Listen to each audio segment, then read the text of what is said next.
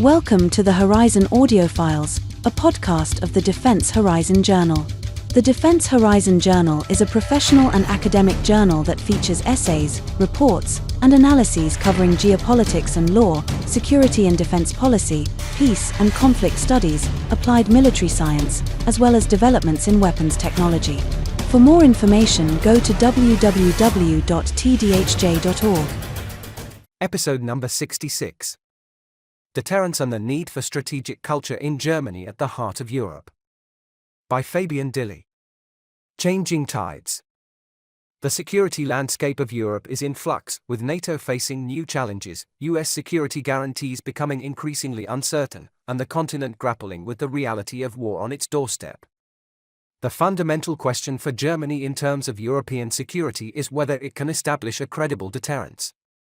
The problem is not merely military capabilities but also the absence of a cohesive strategic culture, a factor that has historically shaped the ability of states to act decisively in matters of war and peace. While Europe's economic and diplomatic influence is formidable, its strategic naivety and political reluctance to engage in power politics have undermined its ability to deter adversaries effectively. The deficiency of strategic culture in Germany.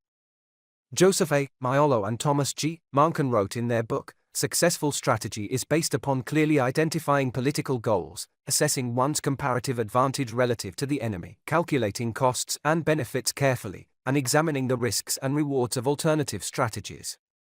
Germany's security apparatus and political leadership suffer from a profound lack of strategic culture.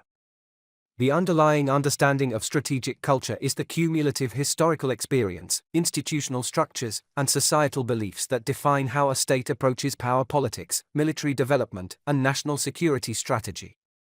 In Germany, this culture has eroded due to historical sensitivities, institutional complacency, and a prolonged illusion of a peace dividend. The consequences of this strategic deficit have been apparent in recent crises. Germany's role in Afghanistan highlighted the constraints of risk-averse decision-making, while its response to the war in Ukraine exposed a tendency toward reactive, rather than proactive, security policy. Despite years of warnings about Russian revisionism, Germany remained strategically passive, relying on economic ties rather than hard security considerations. The Zeitenwende, turning point, marked by Chancellor Olaf Scholz's 2022 speech following Russia's invasion of Ukraine, signaling a shift toward greater military investment and geopolitical assertiveness, was intended to change this, yet German decision-making remains hesitant. Instead of proactively shaping its security policy, Germany has continued to respond incrementally and reactively. Although military aid and budget increases have signaled a shift in priorities, there has been no broad societal recognition of the need for a more profound transformation of strategic thinking. Deterrence, how it should be read.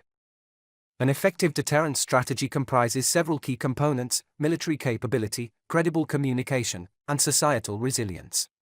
While economic and diplomatic elements play roles, the current security landscape, marked by Russia's war against Ukraine and the People's Republic of China's, PRC, growing geopolitical ambitions, underscores the paramount importance of the military dimension in deterrence today. Without a robust, ready, and technologically advanced armed force, any deterrence lacks credibility. However, even the most formidable military remains ineffective without an ingrained strategic culture and societal mindset. Following its Zeitenwende, Germany has allocated billions to the Bundeswehr, yet a lack of security policy awareness in politics and society hampers actual military effectiveness. Deterrence doesn't function through weaponry alone, it must be embedded in the minds of political leaders and the population.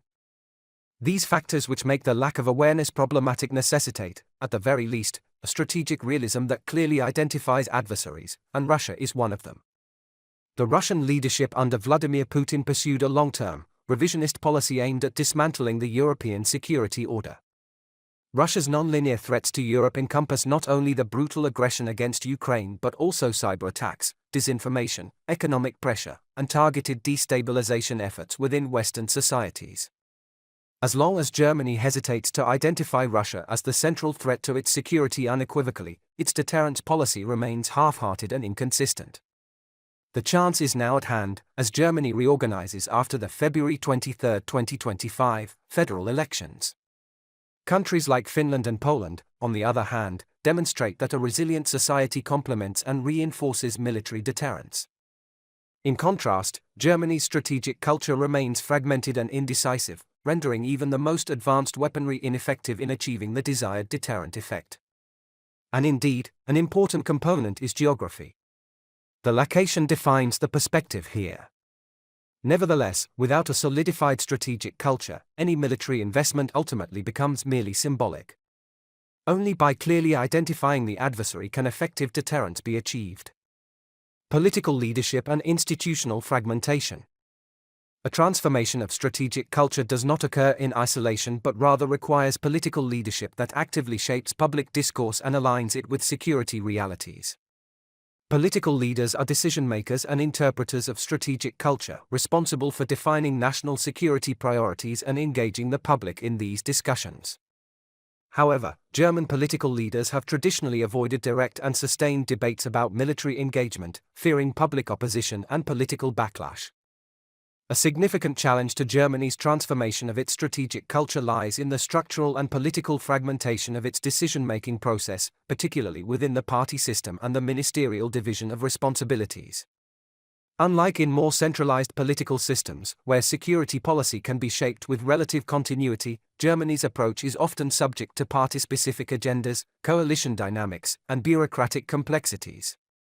This is especially evident when key ministries responsible for security and foreign policy, such as the Ministry of Defense and the Foreign Office, are controlled by different parties within a coalition government. Divergent party interests and ideological differences can lead to competing visions of security strategy, slowing down the development of a cohesive military doctrine. A clear example of this challenge is the lengthy process required to draft and approve strategic policy papers. Any proposal for a shift in military strategy must navigate multiple layers of negotiation, within the governing coalition, between ministries, and often with opposition parties that seek to influence policy direction. The delays in Germany's national security strategy exemplify this problem. Although in 2021, the governing coalition had agreed to present a comprehensive strategy within the first year of its term, internal disagreements prevented it from meeting this timeline. The Federal Foreign Office led the drafting process. However, coordination issues between the Foreign Office and the Ministry of Defense resulted in repeated delays. The final version was only adopted in June 2023, well beyond the initial deadline. Another example of the impact of Germany's indecisiveness is the ongoing debate about establishing a National Security Council.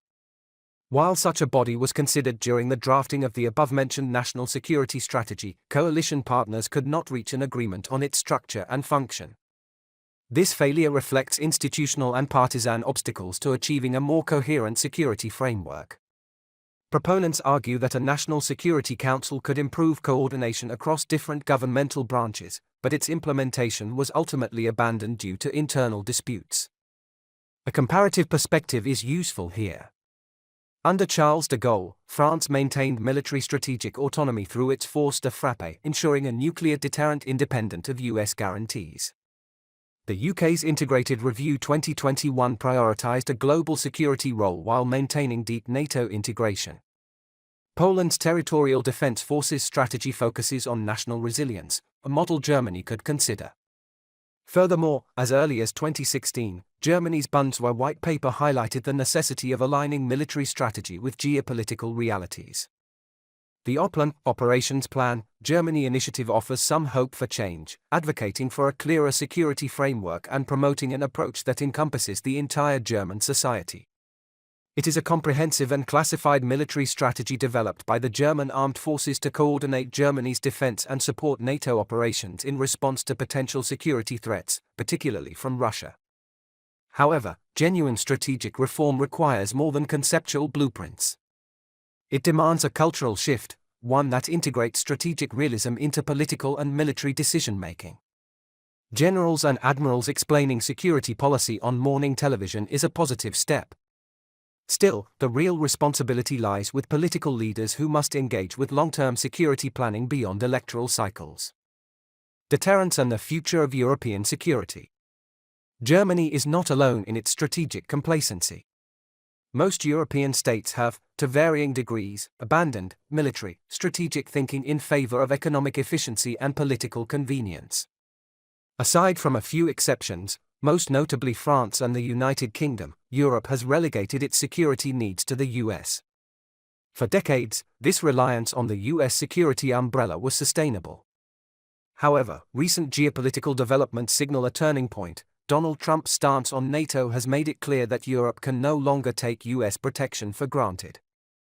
Russia's full-scale invasion of Ukraine has exposed Europe's military vulnerabilities.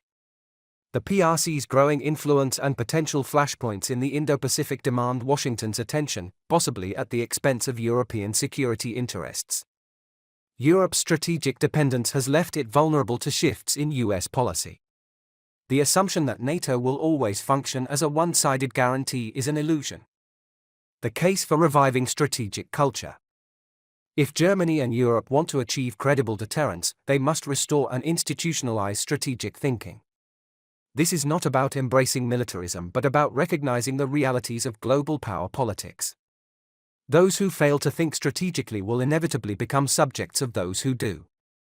A renewed strategic culture could focus on 4 key areas: strategic education and leadership training. Strategic studies must be a core part of officer training and political education. Germany's Bundeswehr and civilian security institutions need to integrate strategic thought deeper into their curricula. Diplomatic and political leaders must develop a broader understanding of security affairs. This means reforming foreign ministry training programs to include a rigorous education in, of course, not only military strategy and power dynamics. Societal resilience against hybrid threats. A functioning deterrence strategy depends not only on military strength but also on societal resilience. The ability to withstand hybrid warfare, disinformation campaigns, and economic coercion is as crucial as physical defense capabilities. Germany and Europe must strengthen their resilience against foreign information warfare. The speech by US Vice President J.D. Vance at the Munich Security Conference highlighted the increasing role of state-sponsored misinformation campaigns aimed at undermining social cohesion.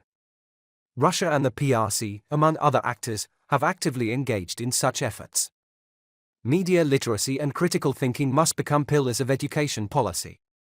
A well-informed population is more difficult to manipulate and less susceptible to external attempts at societal division. Cybersecurity and counterintelligence measures must be prioritized to protect against espionage, election interference, and cyber attacks on critical infrastructure. The societal acceptance of armed forces and defense readiness.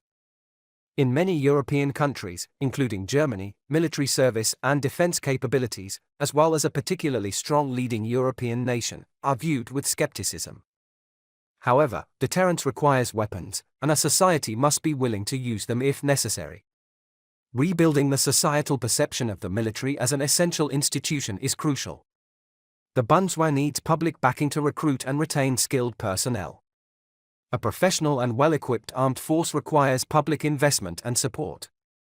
Defense spending should not be seen as a burden but as an essential investment in national and European security. The personnel challenge: demographics versus economic growth. A key issue for European militaries is the challenge of recruiting and retaining personnel in the face of demographic decline and economic competition for skilled labor. Germany and Europe must create a sustainable personnel strategy that balances military needs with economic demands. Innovative service models, including part-time military careers or national service incentives, could address personnel shortages while maintaining workforce flexibility. A strong economy and a strong military are not mutually exclusive. Strategic investment in defense industries can stimulate economic growth while ensuring the availability of high-tech capabilities. Strategic crossroads. Europe and Germany stand at a crossroads. The post-Cold War illusion of permanent peace is over. The war in Ukraine, the uncertainty of US security commitments, and the resurgence of global power competition have exposed the fragility of Europe's strategic position. The strategic deficit is not just a military problem, it is a cultural and political failure. Without a clear sense of strategic purpose, Europe will continue to drift, reacting to crises rather than shaping its own security environment. However, the crisis presents an opportunity. If Germany and Europe embrace strategic culture, they can transform their weakness into strengths. By thinking and acting strategically, they can build credible deterrence, reduce dependence on external actors, and secure their future within the NATO alliance. Europe must decide whether to be a geopolitical actor or merely a geopolitical subject. Strategic culture is not a luxury, it is a necessity for survival. How other nations maintain strategic culture. The absence of a strategic culture is not a European necessity, it is a choice. The aforementioned countries, France and the United Kingdom, have shown that military power and strategic thinking can coexist with democratic governance and economic prosperity.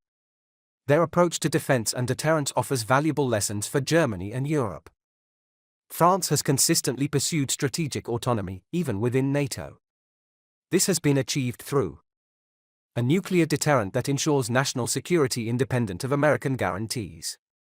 A strong defense industrial base that enables Paris to maintain a high degree of self-reliance in weapons development. A willingness to engage militarily abroad to project power and maintain strategic influence. This contrasts with Germany's reluctance to define its strategic role.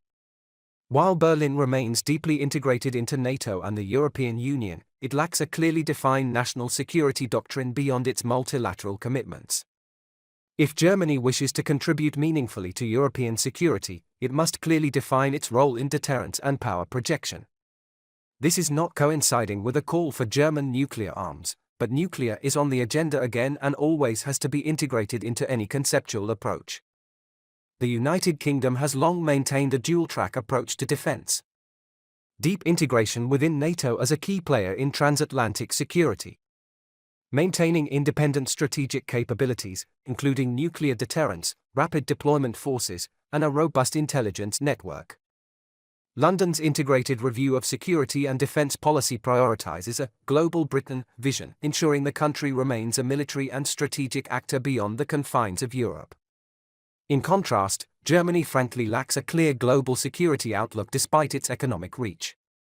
Countries such as Sweden, Finland, and Estonia, on the other hand, offer lessons in societal resilience and hybrid threat resistance. Finland maintains a competent conscription-based military and a resilient civil defense network, ensuring rapid mobilization in times of crisis. Sweden has reinstated conscription and prioritizes cyber resilience to counter hybrid threats. Baltic states have developed multi-layered deterrence strategies, including robust National Guard units, cyber defense policies, and close military cooperation with NATO. Germany and other large European nations can learn from these models, not necessarily by copying them, but by integrating elements of resilience, civilian readiness, and military deterrence. The mentioned robust European countries cannot be strong alone, it is a joint effort. This requires a holistic approach and cross-society discussions. Deterrence fails if a government or its military lacks societal backing. Military readiness alone is insufficient if political divisions or economic instability undermine national resolve. A resilient civil society must accompany a robust defense posture. How Germany and Europe must adapt. Hybrid warfare or nonlinear action, blending conventional military force with cyber attacks, disinformation, economic coercion, and political subversion, has become the preferred strategy of revisionist powers like Russia and the PRC. Europe must recognize this as a permanent feature of 21st century conflicts. Russia has weaponized information and social division to weaken European cohesion. Tactics include election interference, e.g., support for anti-EU parties and far-left, far-right movements, state-sponsored propaganda through outlets like RT and Sputnik, social media manipulation, e.g., spreading conspiracy theories about NATO and COVID-19, and energy blackmail, as seen with gas supply disruptions in response to European sanctions. Moreover, there is the repeated disruption of seabed data links in the Baltic Sea by suspected Russian-linked ships, naturally all denied by the Kremlin. A defensive information strategy is, therefore, critical. Germany and the EU require an effective counter-disinformation tool to identify and dismantle false narratives, as well as public education campaigns to enhance media literacy, and even stronger cybersecurity laws to prevent foreign hacking and election interference. While the PRC is less overtly aggressive in military terms, it employs economic and technological leverage. But again, this might also be a question of perspective within their neighboring regions. Massive investments in critical infrastructure, e.g., European ports and telecom networks, cyber espionage targeting European industries and political institutions, and influence campaigns in academia and media aim to shape narratives favorable to Beijing. Germany, as the EU's largest economy, is particularly vulnerable. It must take a more assertive stance on economic security, including screening Chinese investments in critical infrastructure, reducing dependency on Chinese supply chains for strategic goods, and enhancing cooperation with allies on technological resilience. Change in public engagement and strategic communication. A major weakness in European security policy is the failure to communicate defense priorities to the public, especially in easy language. Without broad public support, deterrence lacks credibility. There is a severe need for honest crossbench political communication. To implement resilient defense structures, politicians must clearly communicate the necessity of military investments and preparedness. In the German case, that means explaining why Germany supports Ukraine, not just in moral terms, but based on national interest, e.g., preventing Russian expansionism, upholding the European order, and discussing the realities of deterrence, that credible defense capabilities reduce the risk of war rather than increase it. Disinformation thrives where there is a vacuum of reliable information and needs to be countered actively. On the one hand, you have to communicate what you want to defend, but on the other hand, you decisively have to promote the societal values for which you want to fight. Effective deterrence requires aligning strategic objectives with societal values. Without this alignment, deterrence policies risk losing legitimacy or public support, making them vulnerable to external and internal challenges. Another part of public engagement includes whether Germany needs its own military strategy. Whether Germany requires an independent military strategy when most of its forces are embedded in NATO defense frameworks includes key considerations like the fact that Germany currently operates under a single set of forces, integrated into NATO, EU structures. Germany and Europe face a demographic and recruitment crisis threatening military and economic resilience. The challenge is twofold, as armed forces require new personnel to maintain operational capability, and the civilian economy competes for the same skilled workforce, particularly in high-tech and engineering fields. Solutions for personnel shortages could be found in flexible military service models, e.g., short-term conscription, part-time reserve forces, enhanced career incentives for military personnel, making service attractive beyond patriotism, and closer cooperation between the defense and civilian industries to allow dual career paths, military personnel transitioning into high-tech sectors. However, the real game-changer would be a holistic approach to security and economy. The defense sector can drive economic growth, particularly in high-tech industries, AI, cyber, space security. A strong military-industrial base enhances security without weakening the broader economy. Germany should recognize that economic and military strength are interdependent. Security enables prosperity, and prosperity funds security. But this needs communication in all directions, as already stated. And within that communication lies the key to functioning deterrence. The need for strategic maturity. Germany and Europe cannot afford strategic complacency. The world is becoming more competitive, unstable, and unforgiving of security naivety. The failure to develop a holistic strategic culture has already weakened Europe's ability to deter threats. However, the current crisis also presents an opportunity. A more assertive, strategically conscious Germany could strengthen both NATO and the EU. Societal resilience, hybrid warfare defenses, and public engagement must become key pillars of European security. The right balance between military strength and economic prosperity can be achieved through smarter policies, not passive dependence. Europe must decide if it will become a strategic player, shaping its own future, or remain a subject of external powers. To achieve this in the long term, a core element of deterrence is public confidence in national security policies. If societies lack understanding or trust in defense strategies, adversaries can exploit these weaknesses through hybrid warfare. Governments must actively shape the security narrative rather than reacting to misinformation. This shaping requires regular public briefings on security matters, ensuring transparency in defense planning, and clear explanations of military commitments, including Germany's role in NATO, the EU, and Ukraine. Engagement with civil society, the media, and educational institutions can help build resilience against disinformation. This is demonstrated in Finland, which has one of Europe's most effective national security communication strategies. Public involvement in security planning goes hand in hand with regular civil defense exercises. Education on hybrid threats, including school programs on media literacy, should be considered.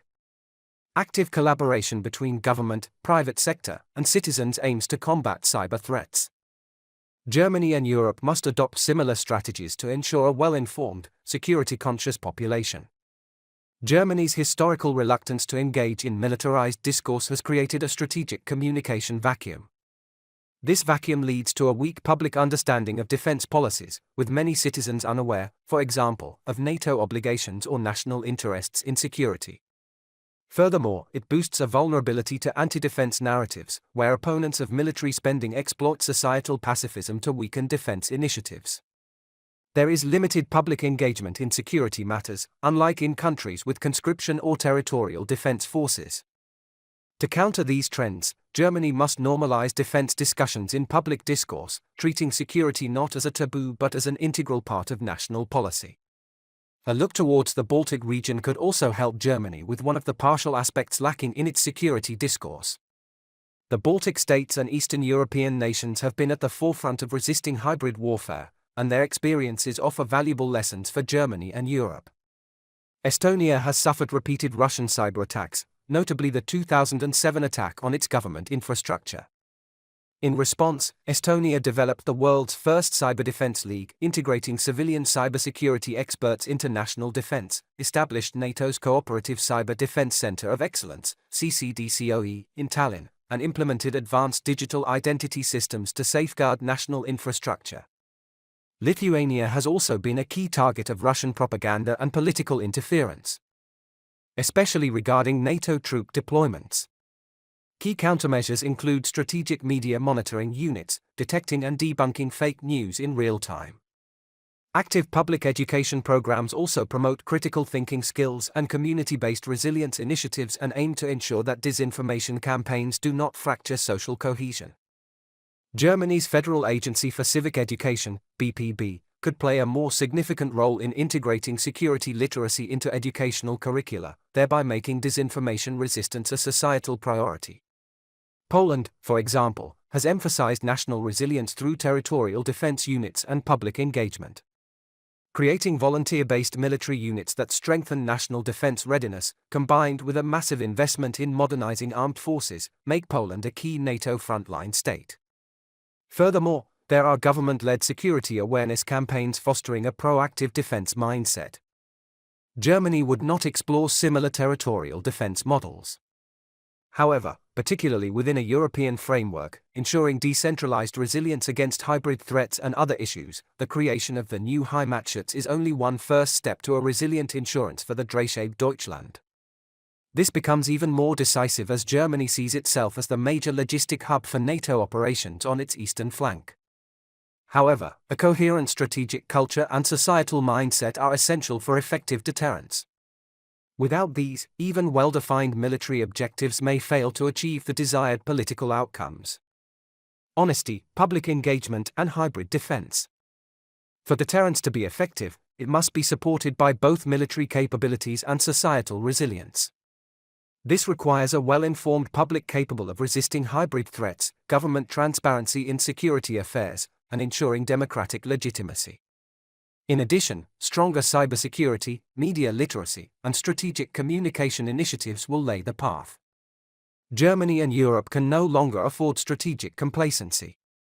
If Germany and its allies fail to take hybrid threats and the shift in the global security architecture seriously, they risk becoming easy targets for adversaries who excel in exploiting division and uncertainty. Societal cohesion is crucial for the credibility of deterrence. A state's ability to project deterrence depends not only on military strength but also on its population's resilience and willingness to support national security efforts. Public perception influences how adversaries interpret the signals of deterrence.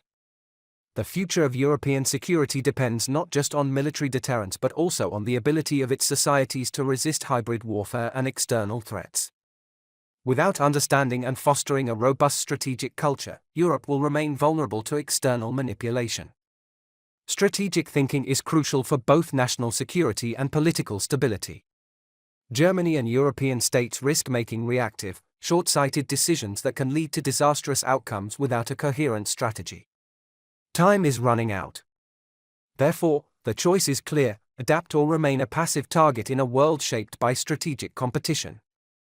Author Fabian Dilly is currently attending the General Staff and Admiral Staff Course, National, 2024 at the Bundeswehr Command and Staff College in Hamburg, Germany. Throughout his career, he has held several operational and leadership roles within the German Navy, NATO, and multinational maritime operations. He earned a Master of Letters, M.Lit., in War Studies from the University of Glasgow, United Kingdom, and a Master of Arts, M.A., in History from the Helmut Schmidt University, Bundeswehr University Hamburg. This is his first publication. The views contained in this article are the author's alone and do not represent the views of the German Armed Forces. This was the Horizon Audiofiles, a podcast of the Defense Horizon Journal. For more information, go to www.tdhj.org. Thank you for listening.